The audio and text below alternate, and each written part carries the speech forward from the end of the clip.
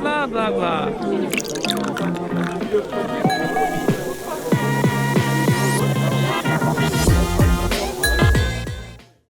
Bienvenue dans Happy Hour, le podcast où l'on prend le temps de parler des boissons autrement. Ici, on parle de marketing, de culture, de savoir-faire et de ce qu'il y a vraiment dans nos verres et derrière. Pour ce 3e épisode, j'accueille ma première invitée féminine. Bonjour Maria. Bonjour Clémentine.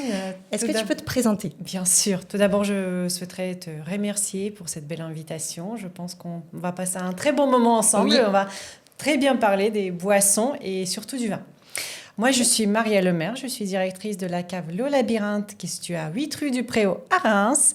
Je suis sommelière, ambassadrice en gastronomie et je suis également un membre de l'Union de sommellerie française. Génial. Alors, tu fais ce métier depuis combien de temps, Maria ? Je suis toute jeune dans le métier. J'ai commencé ce métier il y a que 4 ans. D'accord. Donc, ça fait que 4 ans que je travaille dans le monde du vin. D'accord. Mais ce sont mes meilleures années, on va dire. Et je suis en plan épanouissement.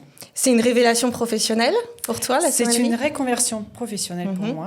Avant, j'étais chirurgienne digestive. Tu peux, Ok. bien sûr, tu peux entendre mon accent. Donc, je ne viens pas de la France. Je suis russe d'origine. Et D'accord. j'ai exercé mon métier à Saint-Pétersbourg. Et j'ai déménagé en France il y a 7 ans et j'ai eu ma reconversion professionnelle en octobre 2022. D'accord. Alors, pourquoi le milieu du vin ? Est-ce que c'était une passion depuis longtemps ? Est-ce que tu l'as découverte en arrivant à Reims, cette passion, ou en tout cas en France ? Qu'est-ce qui t'a amené en fait à ce domaine-là ? J'ai toujours aimé le vin. Ok. J'ai toujours aimé le vin, j'ai toujours aimé le vin français. Comme tous les étrangers, tous les touristes qui viennent en France, qu'est-ce qu'on veut ? On veut des bonnes baguettes, on veut le vin et Ouais. on veut également du bon fromage. Ok. Donc effectivement, c'est un domaine, c'était ma passion. J'ai toujours aimé, mais j'ai rien compris, comme la plupart des gens. J'ai rien compris dans le vin.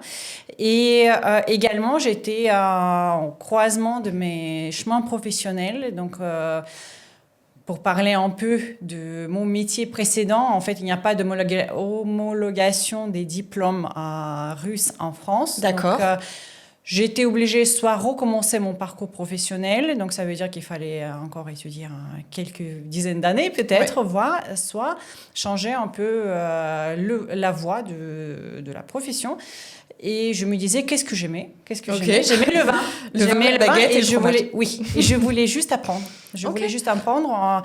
Au début, c'était pas un projet vraiment de faire un nouveau métier. C'était juste mon temps de plaisir Culture, et le loisir, voilà. la culture G, surtout que je ne connaissais absolument rien. Donc, je savais qu'il y avait des blancs, des rouges, des effervescents, mais pas plus que ça. Okay. Et je trouve que c'est toujours frustrant d'être imposé par les professionnels et ne pas comprendre ce qu'on fait, parce qu'en soi, le vin, c'est comprendre ce qu'on aime. Oui, en fait, ce que tu veux dire, c'est qu'avant, tu demandais conseil, mais finalement, on t'orientait vers tel ou tel vin, mais tu comprenais pas forcément pourquoi on te conseillait celui-là. C'est ça ? T'avais besoin de mieux comprendre ce que tu consommais ? Tout à fait. Ok. Et surtout de comprendre comment ça se marie, quels sont les principes, les accords. Après, c'est mon cerveau aussi d'exploratrice qui m'a fait réfléchir et surtout en fait, d'apprendre. Il y en a autant de vins et j'imagine que je n'étais pas et je ne suis pas seule à être perdue en face des rayons des vins. Et quand tu as commencé ce parcours-là, tu parlais déjà aussi bien français qu'aujourd'hui ? J'ai eu de la chance, j'ai appris français au lycée, donc j'avais un bac L. Donc ma langue principale, c'était le français. Donc c'était pas très compliqué de choisir le vin, mais mon langage professionnel, je l'ai apprise pendant ta formation. Pendant ma formation. J'ai été en alternance au restaurant Le Gueuleton. D'accord. Qui est juste derrière la cathédrale, à côté de la cave Le Labyrinthe. Ah oui, t'avais plein de signaux. Oui, j'ai signé. J'aime beaucoup la cathédrale, donc je préfère rester à côté. Et ensuite, j'ai travaillé en tant que sommelière à la brasserie de Domaine des Crayères.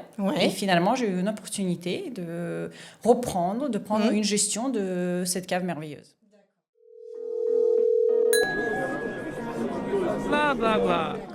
Alors justement, est-ce que tu peux nous parler un peu de la cave, le labyrinthe? Elle se situe juste à côté de la cathédrale de Reims, c'est bien ça? Oui. Quand on est face à la cathédrale, on regarde à gauche et on suit le façade nord de la cathédrale. D'accord. Et juste à gauche, nous avons une cave sur l'angle qui s'appelle le labyrinthe. Donc si je comprends bien, on peut déguster une coupe de champagne dans ta cave tout en regardant la cathédrale. On a vue sur la cathédrale. On a une vue directe sur la cathédrale. D'accord. En fait, nous avons une boutique, Ouais.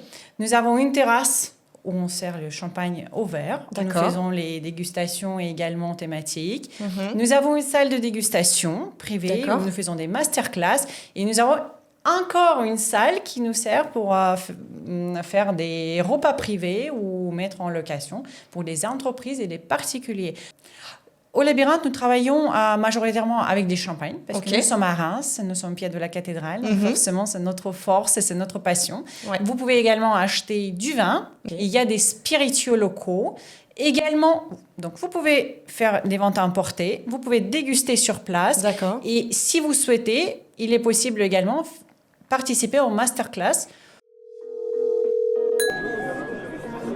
Blah, blah, blah. Donc, nous faisons des masterclass, effectivement. On commence par 1 jusqu'à 10 personnes. D'accord. J'anime en fonction des envies et des besoins. Mais notre masterclass classique, il est constitué d'une dégustation de 2 à 5 cuvées et également avec des explications menées par moi. D'accord. J'ai l'impression dans ta démarche que tu veux vraiment ramener peut-être je sais pas si c'est le bon terme, mais de la pédagogie. Et en tout cas, c'est assez rare finalement de mettre en avant le côté je m'adapte à tous les niveaux. Tu vois ça de façon très pédagogue, je trouve. Cette masterclass découverte. C'est ça. Mais en fait, c'est le but. Vraiment, notre but en tant qu'employés du labyrinthe, on est dans les portes d'entrée de Reims. C'est le vin, c'est le champagne. On travaille essentiellement avec les touristes parce que les touristes viennent en France justement pour découvrir. Ils sont aussi passionnés que moi à l'époque. Et moi, je trouve qu'il nous manque un peu cette simplicité. D'accord. Quand on parle du vin. Parce que soit on est au milieu professionnel et forcément, notre langage, il n'est pas compréhensible à tout public. Ouais, c'est clair. Et moi, je fais un petit pont entre les professionnels et des amateurs ou des néophytes. Tu vulgarises justement, un peu. je préfère avoir une possibilité de transmettre ce que je sais. Et je trouve que ça, c'est le plus intéressant et c'est le plus passionnant de notre métier, en fait. Ouais. Alors, il y a une petite question qui me vient, là, Maria. Est-ce que tu as trouvé des similitudes entre ton précédent métier et ton métier de sommelière? Absolument. Je m'attendais absolument pas. D'accord. Absolument.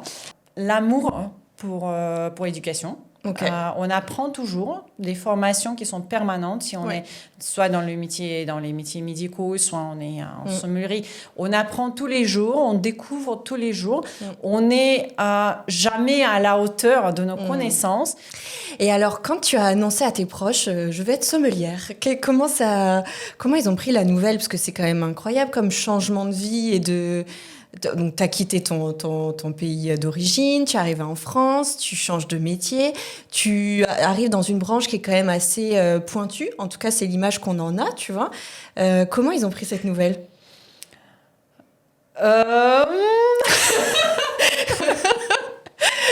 Ma famille était très surprise. Ok.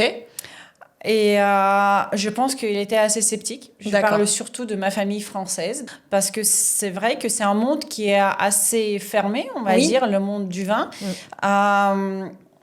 Il est très difficile aussi à comprendre. D'accord. Et pour moi, c'était encore un challenge. Ouais, tu as été bien accompagnée. Clair, je ne connaissais même pas la différence entre Bordeaux et Bourgogne. Ok. Bon.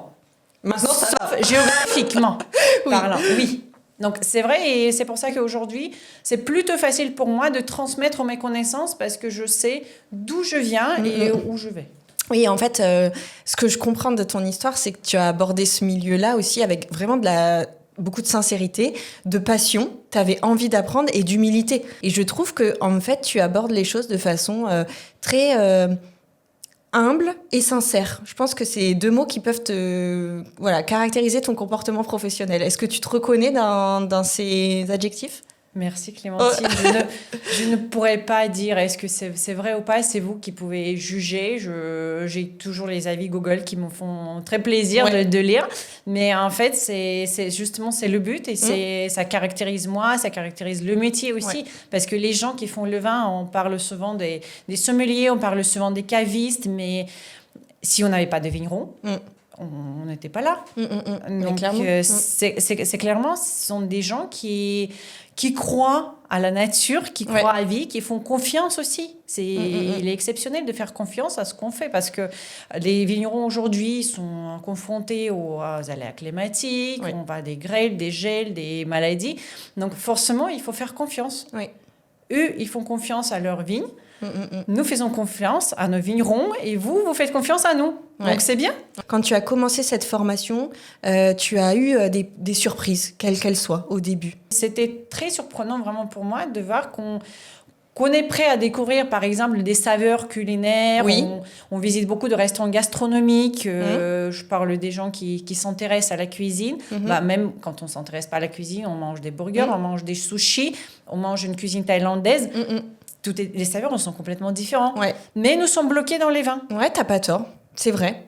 Quand on aime un truc, on a tendance à pas vouloir prendre de risques et on se dit, moi, tiens, c'est le petit Chablis et je sais, c'est une référence que j'aime bien et je prends pas de risque à goûter autre chose, quoi.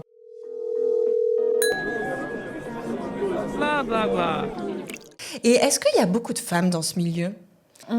Il y en a de plus en plus. D'accord. Nous avons de la chance d'être dans la région qui est quand même assez féministe par rapport aux autres régions viticoles françaises. Nous avions beaucoup de femmes à la tête des maisons de champagne, la fameuse la Veuve Clicquot, Veuve Pommery. Donc forcément, c'est une région qui est un peu à part. D'accord. Nous avons aujourd'hui beaucoup de femmes, des chefs de chai qui produisent du champagne, qui sont à la tête des grandes maisons.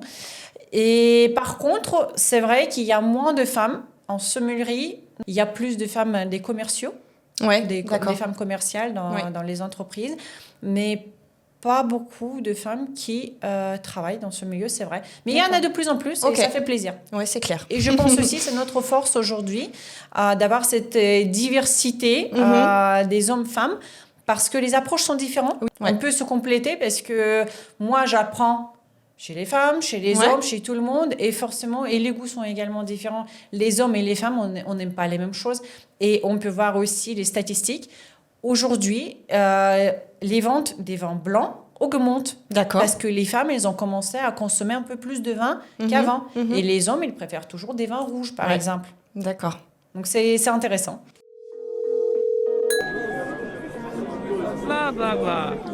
Pour ceux qui nous écoutent et qui ne connaissent pas beaucoup le champagne, parce que là, on est à Reims, bien sûr, toi et moi, on baigne un peu dans ce milieu-là. Est-ce que tu pourrais nous expliquer de façon très simple le champagne, globalement, comment on produit du champagne et pourquoi on parle de blanc de blanc, de blanc de noir ? Voilà. Est-ce que tu peux essayer de vulgariser un petit peu tout ça pour ceux qui nous écoutent ? Bien sûr. Alors, une chose principale. Il n'y a que du champagne, de la Champagne. Le champagne, c'est une boisson, c'est un vin effervescent qui est produit dans la région de la Champagne. Donc, on ne peut pas acheter des raisins en Bourgogne ou dans les autres régions. Donc, les régions, c'est délimité. Et c'est un vin effervescent qui est fait à la base de raisins qui sont autorisés dans l'appellation de Champagne. Donc on a 7. Maintenant, il y a 8e, le Chardonnay Rose, qui est entré dans le cahier de charge à la fin de 2025. Mais pour vulgariser un peu, on a 3 cépages principaux. 2 rouges, c'est Meunier et Pinot Noir. Et un cépage blanc, c'est le Chardonnay. Donc, c'est 99% de la production. Et ensuite, c'est un vin effervescent qui a subi 2 fermentations pour être dans votre verre. Donc, la première fermentation, c'est pour faire du vin blanc sec, si on parle du champagne blanc. Et la deuxième fermentation, c'est la fameuse prise de mousse, d'où vient des bulles, qui est faite dans une bouteille de champagne. Et donc, minimum, la bouteille doit passer minimum 15 mois sur latte pour obtenir une appellation de champagne avant la commercialisation. Pour la deuxième fermentation. Ça veut dire que champagne ne peut pas coûter 5 € non plus. D'où vient aussi les tarifs. Et la première fois qu'on s'est rencontrés, tu m'as dit, il n'y a pas de mauvais champagne, il y a juste de mauvaises associations. C'est vrai, il y a des mauvaises occasions. Moi, j'en suis persuadée parce que le champagne, c'est une boisson la plus difficile pour une dégustation. Il y a une effervescence, il y a une fraîcheur, c'est la température. On n'a pas souvent une occasion de déguster plusieurs champagnes parce qu'on ouvre toujours 1 ou 2 bouteilles maximum dans une soirée. C'est soit l'apéritif, soit un dessert. Souvent, j'entends, je n'aime pas le champagne. Mais c'était juste un mauvais moment de la dégustation. Ouais, d'accord. Et aussi, il y a une saisonnalité qui joue énormément. D'accord. Quand on parle des cépages rouges, quand on parle des cépages blancs, des fameux blancs de blanc, blanc de noir, blanc de blanc, c'est un champagne qui fait avec des cépages blancs. Donc, le jus de raisin est blanc et c'est pour ça que c'est un blanc de blanc. Et blanc de noir, c'est un champagne qui est fait à la base de cépages rouges. Parce que le jus, il est blanc, mais la peau, elle est rouge. Donc, on est blanc de noir. Donc, soit c'est pinot noir, soit meunier, soit ensemble. En gros, c'est pas si compliqué que ça, mais il y a quand même des caractéristiques qui sont propres plutôt à chaque style. Donc, les blancs de blanc, la plupart du temps, c'est quelque chose de vif, léger, aux arômes des agrumes, c'est festif, c'est assez minéral. Des blancs de noir sont plutôt riches, plutôt charpentés, plutôt gourmands et plutôt fruités. Donc, on parle vraiment grossièrement. Mais par exemple, si vous avez les huîtres, et vous décidez d'ouvrir une bonne bouteille de pinot noir qui a déjà 10 ans, forcément, c'est un très mauvais accord. Parce que ça ne se marie pas très bien ensemble. Ouais, ok, d'accord. Voilà. Je vois. Donc, il y a toujours un mariage. Ouais, c'est ça, un mariage. Il y a toujours un mariage des produits, ce qu'il faut respecter. Et il y a des mariages heureux et des mariages malheureux. Malheureusement,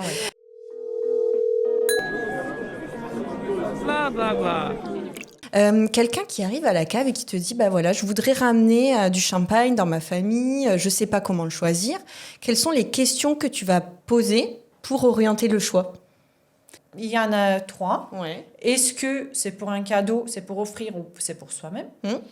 Est-ce que pour garder, donc est-ce que vous voulez le garder 10 ans, ouvrir pour l'anniversaire d'enfant, de mariage, je ne sais pas quoi, ou est-ce que vous souhaitez déguster dans les plus brefs délais, et avec quoi vous souhaitez goûter? Voilà, donc 3 questions, mais parfois on a une question du budget aussi, on pose la première question, ça dépend d'une personne. Si vous voulez vraiment faciliter votre vie et la vie de votre caviste, vous faites le menu. Vous faites un menu, vous dites, voilà, j'ai ça. Proposez-moi quelque chose. Est-ce que vous pouvez m'aider? Et surtout, je pense qu'il est très important de garder les photos. On a tous des téléphones.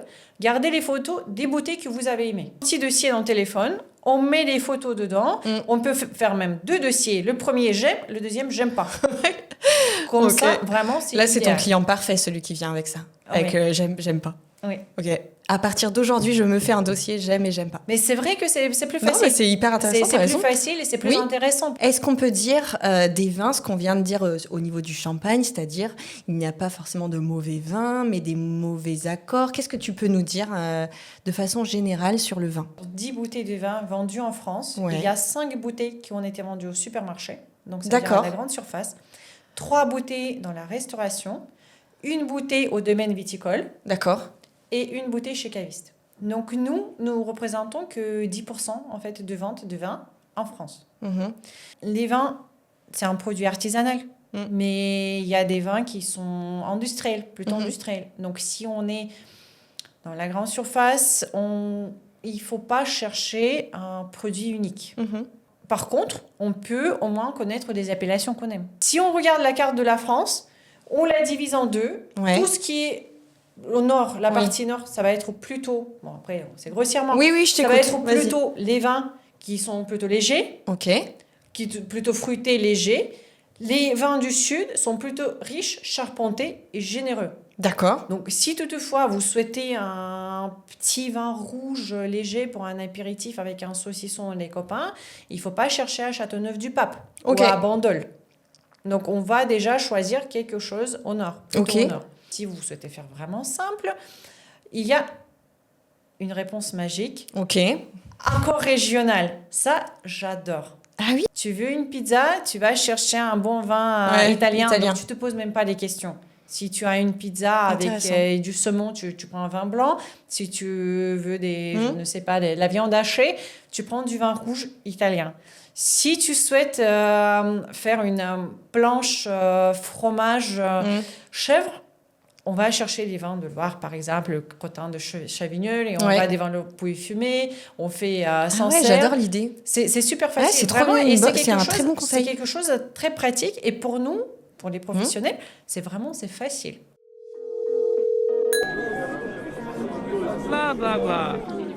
Parce qu'on parle souvent des vins, mais on ne parle jamais de la verrie. Oui. Aujourd'hui, nous sommes en train de déguster, dans notre première partie de la dégustation, des vins effervescents. Et c'est probablement champagne, probablement c'est un autre vin effervescent. Mais je pense que tu es d'accord que la plupart du temps, on déguste dans les petites flûtes comme ça. Oui. Donc ce sont des flûtes classiques de champagne, mais aujourd'hui, on préfère déguster, et tous les professionnels, dans les flûtes de la forme de tulipe, les verres de la forme de tulipe. Et tu vois que les bulles dans un verre à droite, ils sont plus grossières. Oui. Ils sont tout à fait... Oui, c'est vrai. Mais tu sais que c'est le même vin. Ouais. Mais les bulles sont plus grosses dans le verre à droite.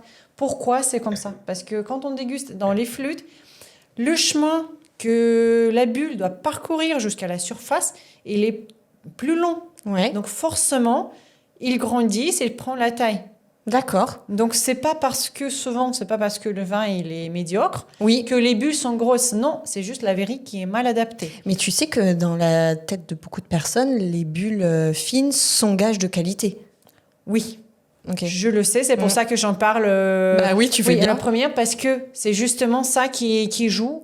Et d'où viennent les bulles? En fait, ce sont des petits acides aminés, les structures de protéines qui se dégradent. Okay. Donc, plus les bulles sont fines, parce que plus le vin effervescent passe du temps sur latte pendant la deuxième fermentation. D'accord. Qu'est-ce que ça veut dire? Ça veut dire qu'en Champagne, par exemple, nous avons dans notre cahier de charge la loi qu'il n'y a que minimum 15 mois de vieillissement. C'est ça, ouais. Donc, la taille de bulle, elle va être plus ou moins pareille. Maintenant, je te propose de goûter. De commencer par le premier. On a des crachoirs. Oui, je vais prendre. Est-ce que ça te plaît, le goût? Plutôt non, je crois. Parce que moi, ça me plaît. D'accord. On va goûter le deuxième. Ouais, ok. L'expérience déjà est vraiment différente, je trouve. Le verre, tu as raison. Enfin, même vraiment la dégustation est différente. Ce côté boisé, c'est pas forcément quelque chose que j'aime. Oui. D'accord. Voilà. Ouais. Ça peut arriver. Ok. Il y a le goût boisé, effectivement, mais tu vois, en fait, on ferme les yeux et on essaie de s'orienter quand on a un verre comme ça. On essaie de s'orienter. Est-ce qu'on est au printemps ou on est en automne? Justement, quand tu as parlé de ton moi, plutôt en automne. Oui. Est-ce que tu es plutôt à la mer ou tu es plutôt dans la terre? Terre. Oui. Tu es plutôt en potager ou en jardin? Potager, je dirais. Eh bien, super, tu as trouvé ton accord. Tu es en automne, en terre, c'est un potager. Donc forcément, les légumes racines, peut-être de la volaille. Ce goût boisé te parle aussi, ce qu'il faut manger quelque chose. Oui. C'est ces arômes. Et c'est simple que ça. C'est hyper intéressant comme expérience, j'adore. Et effectivement, avec un accord, tu vois, un plat d'automne et tout, ben en fait, je l'apprécierais peut-être mieux. Oui. Ouais. Il peut paraître un peu lourd, un peu riche, un peu trop généreux. C'est pas un verre de vin qu'on boit à la terrasse en été. C'est ça, pas du tout. Ouais. Mais tu as expliqué toi-même, donc c'est un automne et voilà. Ok. Bon, Maria, on arrive à la fin du podcast. Tu m'as beaucoup appris, en tout cas, pendant cet épisode. Est-ce que tu aurais un petit mot de la fin à nous donner? Bien sûr. Tout d'abord, je te remercie pour ta confiance. Je remercie tous les gens qui vont regarder et qui vont supporter mes conseils. Et je voudrais aussi vous dire que tous les gens sont bienvenus au Labyrinthe, à 8 rue du Préau à Reims. Nous avons une terrasse où vous pouvez déguster les champagnes au verre. Nous avons une boutique où les ventes à emporter se font. Nous avons une salle de dégustation où nous faisons des masterclass ludiques, faciles, avec une approche quand même professionnelle. Et nous avons également le côté privatisation dans notre cave. Nous avons une salle qui est à 100% privatisable jusqu'aux 10 personnes. Ok.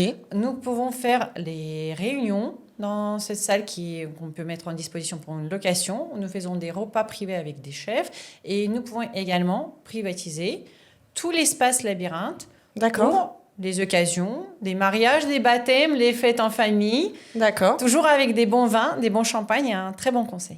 Génial, merci beaucoup. C'était Happy Hour, on se retrouve bientôt pour un prochain épisode et en attendant, dégustez avec curiosité et modération.